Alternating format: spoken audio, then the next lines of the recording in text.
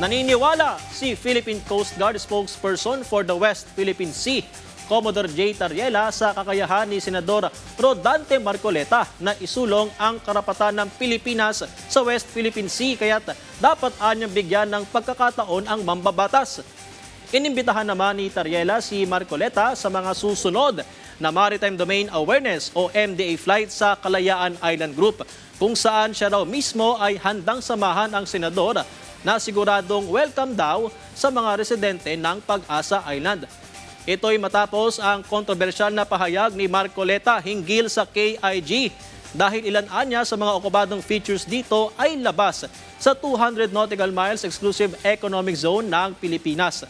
Sa isa namang programa, iginiit ni Marcoleta na nabaluktot lamang ang kanyang sinabi at ang kanyang patuloy na pagtalakay sa tamang saklaw ng West Philippine Sea ay paraan niya maging opisyal ang pagkilala rito.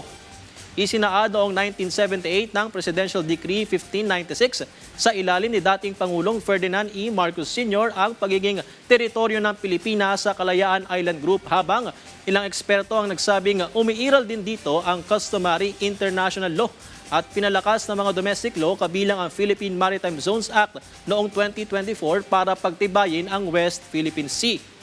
Para naman sa ilang civic group, hindi dapat magkaroon ng suhestyong isuko ang bahagi ng soberanya ng Pilipinas.